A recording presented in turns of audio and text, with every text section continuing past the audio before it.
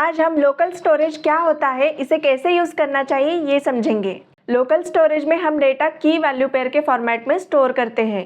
इसमें कोई expiration date नहीं होती एंड लोकल स्टोरेज में स्टोर किया हुआ डेटा ब्राउज़र क्लोज होने पर भी डिलीट नहीं होता। मीन्स जब हम फिर से सेम वेब पेज पर जाएंगे तो लोकल स्टोरेज में स्टोर किया हुआ डेटा हम फिर से एक्सेस कर सकते हैं। लोकल स्टोरेज में हम 10 MB तक का डेटा स्टोर कर सकते हैं। इसमें हम स्मॉल कॉमन डेटा जैसे कि यूज़र के बेसिक डिटेल्स, इसमें हम प्रेफरेंस लैंग्वेज या फिर थीम या लॉगिन सेशन डिटेल्स ये स्टोर कर सकते हैं। अब हम देखेंगे कि एक्चुअली लोकल स्टोरेज में डेटा कैसे स्टोर कर सकते हैं। तो लोकल स्टोरेज में डेटा स्टोर करने के लिए हमारे पास सेट आइटम मेथड होता है जिसमें हमें की एंड वैल्यू मेंशन करना होता है। जैसे कि हम यहाँ पर local storage dot set item लिखेंगे और इसके अंदर हम की देंगे थीम एंड वैल्यू पास करेंगे डार्क।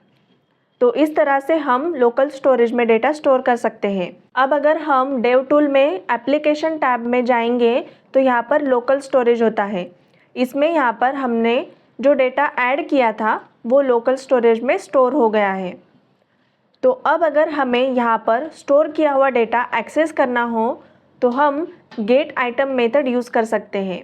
जैसे कि local storage dot gate item and यहाँ पर हमें ब्रैकेट में की मेंशन करना होता है। तो हमारा की क्या है? थीम।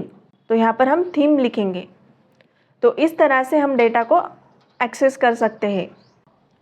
अब सपोज़ हमारे पास लोकल स्टोरेज में एक एरे स्टोर किया है एंड हमें इसे एक्सेस करना है। तो अब अगर हम यहाँ पर डायरेक्टली गेट आइटम मेथड से एरे को एक्सेस करेंगे तो हमें ये एरे स्ट्रिंग फॉर्मेट में मिलेगा।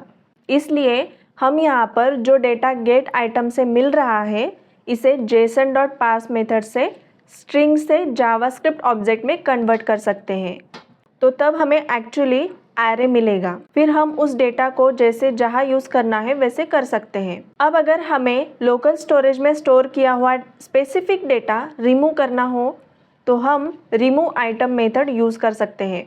जैसे कि local storage dot remove item, यहाँ पर हमें की पास करना होता है।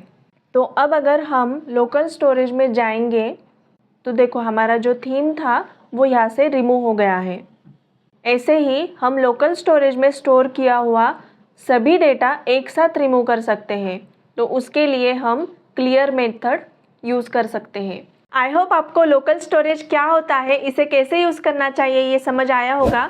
ऐसे ही वीडियो के लिए चैनल को सब्सक्राइब करो, बेल बटन पर क्लिक करो ताकि आपको लेटेस्ट वीडियो का नोटिफिकेशन तुरंत मिल सके। तो अब मिलते हैं अगले वीडियो में। Till then be happy, keep learning.